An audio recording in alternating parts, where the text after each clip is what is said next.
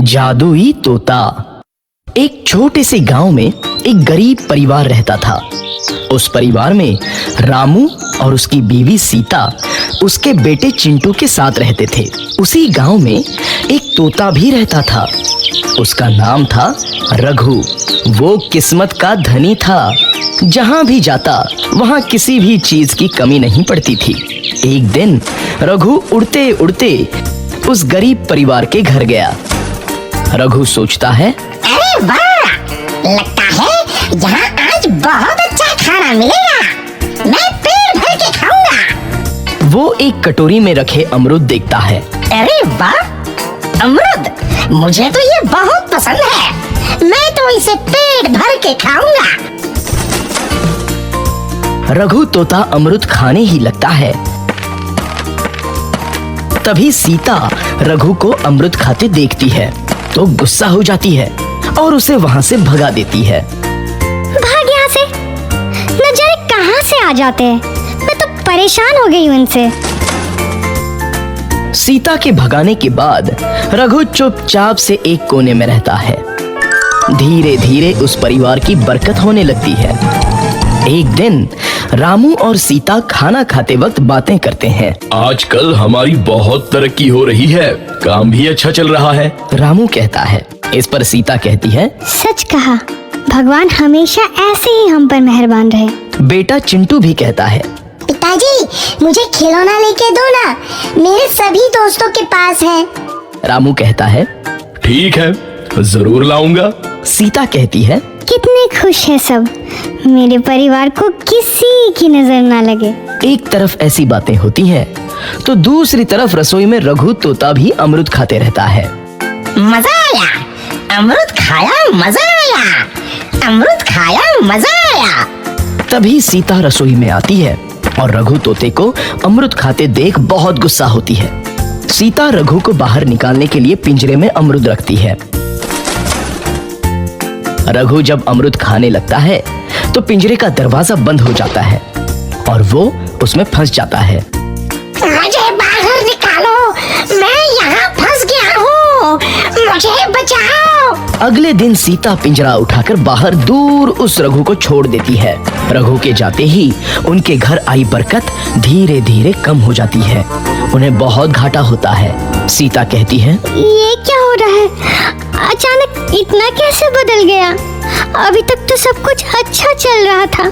रामू कहता है, लगता है भगवान हम पर रूठ गए हैं। चिंटू भी कहता है, लगता है अब मुझे खिलौने भी नहीं मिलेंगे। और वो रोने लगता है और बाहर चला जाता है। कुछ दिन बाद रघु तोता फिर से उस घर में आता है। वापस आया, मैं वापस आया, अब मैं जमकर अमरूद खाऊंगा। रघु सीधा रसोई घर में चला जाता है और अमरूद खाने लगता है। कुछ देर बाद सीता रसोई में आती है और रघु को देख कहती है, एक तो घर में पहले से इतनी दिक्कत चल रही है और ऊपर से ये तोता मुझे और परेशान कर रहा है। सीता रघु को वहाँ से भगा देती है। रघु उड़कर किसी कोने में छुप जाता है। कुछ दिन बाद धीरे धीरे उस घर की बरकत वापस आने लगती है। काम भी अच्छे से चलने लगता है। एक रात जब रघु तोता अमरूद खाने जाता है तो पिंजरे में फंस जाता है। ये लोग आखिर चाहते क्या हैं? एक तोते को शांति से अमरूद खाने क्यों नहीं देते? मैं कौन सा चोरी कर रहा हूँ? बस अमरूद ही तो खा रहा हूँ। तभी रामू वहाँ आता है और पिंजरे में रघु तोते को देख उसे बाहर छोड़ देता है। ये तोता भी कितना जिद्दी है, बार बार वापस आ जाता है। जैसे ही रामू रघु को छोड़ देता है, अगले दिन से फिर से उनके घर की बरकत जाने लगती है। काम में घाटा होता है। किसी को समझ नहीं आ रहा था कि ऐसा क्यों हो रहा है। रघु तोता घर आता है तो अचानक बरकत आती है और जब रघु तोता को बाहर निकालते हैं तो बरकत चली जाती है। एक दिन सीता रघु तोते के घर आने और बाहर जाने की स्थिति पर नजर रखती है। ये तोता जब भी घर आता है तो घर में बरकत आती है और जैसे ही ये घर से बाहर जाता है तो उसी के साथ बरकत भी चली जाती है। कहीं ये जादुई तोता तो नहीं है? अगली बार जब ये तोता घर आएगा तो मैं इसे कहीं नहीं जाने दूंगी। सीता रघु का बहुत इंतजार करती है, लेकिन रघु तोता दोबारा उस घर में कभी नहीं आता। पति, पत्नी और नौकरानी। शीतल और अभिमन्यु की शादी को 5 साल हो चुके थे, लेकिन अभी तक उनका कोई बच्चा नहीं हुआ था। इसकी वजह से शीतल और अभिमन्यु परेशान रहते थे, लेकिन उन दोनों से ज्यादा परेशान थी शीतल की सास, यानी अभिमन्यु की माँ जानकी देवी। जानकी देवी चाहती थी कि जल्दी से जल्दी उनकी गोद में पोता या पोती आ जाए, और इसीलिए वो अपनी बहू शीतल को लेकर एक दिन हॉस्पिटल पहुंची। डॉक्टर मैडम, जरा ठीक से चेक करके बताइए ना, कई बड़े बड़े डॉक्टर को दिखाया है, लेकिन मेरी बहू माँ ही नहीं बन पाती। मैंने शीतल को बहुत अच्छे से चेकअप किया है। देखिए, बात यह है कि शीतल के अंदर माँ बनने की कैपेसिटी नहीं है। ये आप क्या कह रही हैं डॉक्टर साहब? कोई तो इलाज होगा ना, कोई दवाई दे दीजिए। देखिए, कुछ प्रॉब्लम ऐसी होती है जिनका कोई ट्रीटमेंट नहीं होता। आई एम सॉरी टू से, लेकिन शीतल कभी माँ नहीं बन सकती, क्योंकि उसके यूट्रस में अंदर से ही कुछ प्रॉब्लम है। घर आने के बाद क्या हुआ माँ? कहाँ लेकर गई थी आप शीतल को? अरे कहाँ लेकर जाती, डॉक्टर मैडम के पास ले गई थी, लेकिन तेरी बीवी तो कभी माँ बन ही नहीं सकती। मम्मी जी, इसमें मेरी क्या गलती? अगर अंदर से कोई प्रॉब्लम है तो उसमें मैं भी कुछ नहीं कर सकती। जानती हूँ, ये बात डॉक्टर के मुंह से सुन चुकी हूँ। अब दोबारा मेरे सामने इस बात का गाना मत गा। अरे माँ, परेशान होने की जरूरत नहीं है, हम सोचते हैं ना कुछ। अरे क्या सोचेगा तू, जब डॉक्टर कह चुका है कि तेरी बीवी माँ नहीं बन सकती, तो बता क्या सोचेगा तू? कहाँ से लाएगा बच्चा? माँ, ये तो मैं भी नहीं जानता। अभिमन्यु, क्यों ना हम अनाथ आश्रम से एक बच्चा गोद ले आए? क्या फर्क पड़ता है बच्चा हमारा हो या गोद लिया हुआ? आई बड़ी बातें बनाने वाली, क्या फर्क पड़ता है? अरे क्यों फर्क नहीं पड़ता? मुझे इस वंश को आगे बढ़ाने के लिए मेरे बेटे का खून चाहिए, किसी दूसरे का नहीं। लेकिन माँ, आप जानती हैं कि ये अब पॉसिबल नहीं है। मैं कुछ नहीं जानती। मैं किसी पराये की औलाद को इस घर में अपना पोता या पोती बन के बढ़ता हुआ नहीं देख सकती। मेरा वंश मेरे बेटे के खून से ही आगे बढ़ेगा। लेकिन मम्मी जी, ऐसा कैसे हो पाएगा? आप अच्छी तरह जानती है ना, मेरा और अभिमन्यु का बच्चा नहीं हो सकता। तो मैं अपने बेटे की दूसरी शादी करवाऊंगी, और अपनी दूसरी बीवी से ये मुझे बच्चा पैदा करके देगा। ये आप क्या कह रही हैं माँ? मैं किसी और से शादी नहीं करने वाला। मेरे रहते हुए आप अभिमन्यु की शादी किसी और से करवाएंगी? मम्मी जी, आप ऐसा कैसे कर सकती हैं? तू बस देखती जा बहू, मैं ऐसा कैसे कर सकती हूँ।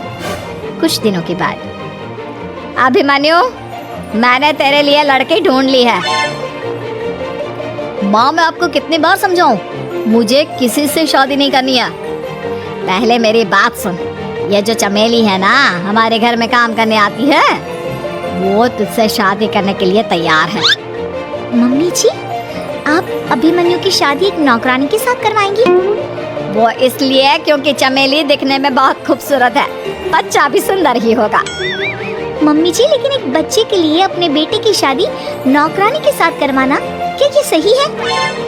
अगर अभिमन्यु ने शादी नहीं की ना, तो मैं अपनी जान दे दूंगी। अब देख लो, अगर तुम्हें अपनी माँ की जान प्यारी है तो तुम्हें इस नौकरानी के साथ शादी करनी ही होगी। इस तरह जानकी देवी अपने बेटे अभिमन्यु की शादी नौकरानी चमेली के साथ करवा देती है। कुछ दिनों के बाद, नौकरानी से मालकिन बन के तो मजा आ गया। अब तो मैं इस घर की मालकिन हूँ। देखो, अपने आप को ज्यादा मालकिन समझने की कोशिश मत करो। एक बार तुम्हारा और अभिमन्यु का बच्चा इस दुनिया में आ जाए, उसके बाद तुम इस घर से हमेशा के लिए चली जाना। अरे जाओ जाओ, किसी और के आगे बातें बनाना। एक बच्चा तो पैदा नहीं कर सकी। बढ़िया, जाओ जाकर मेरे लिए कॉफी बना कर लाओ। नौकरानी मैं हूँ या तुम? मम्मी जी, देखिए ना शीतल मुझसे किस तरह से बात कर रही है। शीतल, तुम्हें पता है ना चमेली प्रेग्नेंट है, मेरे बेटे के बच्चे की माँ बनने वाली है। वो जैसा कहती है वैसा करो। लेकिन मम्मी जी, वो मुझे नौकरों की तरह ट्रीट कर रही है। अरे तो करेगी ना, वैसे भी बहू तुम हो किस काम की? एक बच्चा तो पैदा नहीं कर सकती। जाओ अब घर के सारे काम करो और चमेली को आराम करने दो। थैंक यू मम्मी जी, भगवान आपका भला करे। आप नहीं होती तो मैं नौकरानी से महारानी कैसे बनती। देखो, तुम्हें जो चाहिए सब मिलेगा। खूब खाओ। जादुई तोता। एक छोटे से गांव में एक गरीब परिवार रहता था। उस परिवार में रामू और उसकी बीवी सीता उसके बेटे चिंटू के साथ रहते थे। उसी गांव में एक तोता भी रहता था। उसका नाम था रघु। वो किस्मत का धनी था। जहां भी जाता वहां किसी भी चीज की कमी नहीं पड़ती थी। एक दिन रघु उड़ते उड़ते उस गरीब परिवार के घर गया। रघु सोचता है, अरे वाह, लगता है यहाँ आज बहुत अच्छा खाना मिलेगा। मैं पेट भर के खाऊंगा। वो एक कटोरी में रखे अमरूद देखता है। अरे वाह, अमरूद, मुझे तो ये बहुत पसंद है।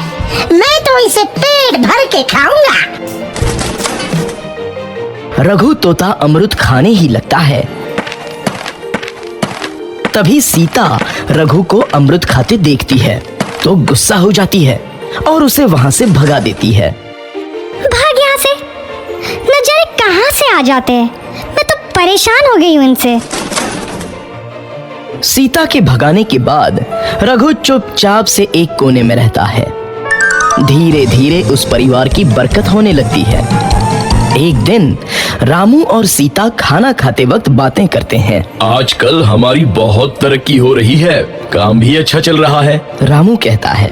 इस पर सीता कहती है, सच कहा, भगवान हमेशा ऐसे ही हम पर मेहरबान रहे। बेटा चिंटू भी कहता है, पिताजी, मुझे खिलौना लेके दो ना, मेरे सभी दोस्तों के पास है।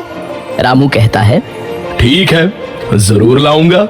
सीता कहती है, कितने खुश है सब, मेरे परिवार को किसी की नजर ना लगे। एक तरफ ऐसी बातें होती हैं तो दूसरी तरफ रसोई में रघु तोता भी अमरूद खाते रहता है। मजा आया, अमरूद खाया, मजा आया, अमरूद खाया, मजा आया। तभी सीता रसोई में आती है और रघु तोते को अमरूद खाते देख बहुत गुस्सा होती है। सीता रघु को बाहर निकालने के लिए पिंजरे में अमरूद रखती है। रघु जब अमरूद खाने लगता है तो पिंजरे का दरवाजा बंद हो जाता है और वो उसमें फंस जाता है।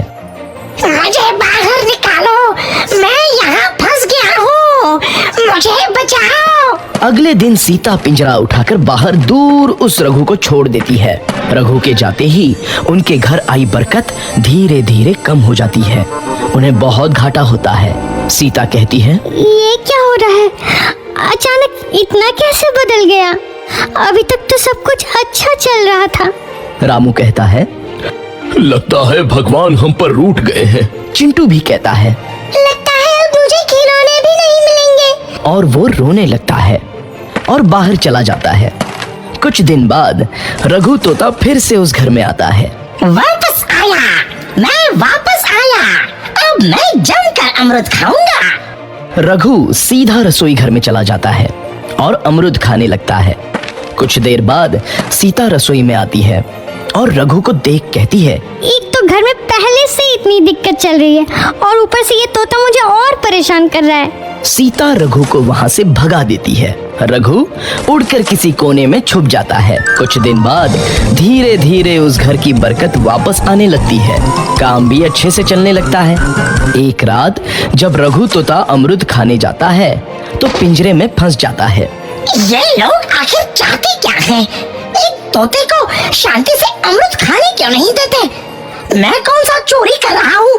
बस अमरूद ही तो खा रहा हूँ। तभी रामू वहां आता है और पिंजरे में रघु तोते को देख उसे बाहर छोड़ देता है। ये तोता भी कितना जिद्दी है, बार बार वापस आ जाता है। जैसे ही रामू रघु को छोड़ देता है, अगले दिन से फिर से उनके घर की बरकत जाने लगती है। काम में घाटा होता है। किसी को समझ नहीं आ रहा था कि ऐसा क्यों हो रहा है। रघु तोता घर आता है तो अचानक बरकत आती है और जब रघु तोता को बाहर निकालते हैं तो बरकत चली जाती है। एक दिन सीता रघु तोते के घर आने और बाहर जाने की स्थिति पर नजर रखती है। ये तोता जब भी घर आता है तो घर में बरकत आती है और जैसे ही ये घर से बाहर जाता है तो उसी के साथ बरकत भी चली जाती है। कहीं ये जादुई तोता तो नहीं है? अगली बार जब ये तोता घर आएगा तो मैं इसे कहीं नहीं जाने दूंगी। सीता रघु का बहुत इंतजार करती है, लेकिन रघु तोता दोबारा उस घर में कभी नहीं आता।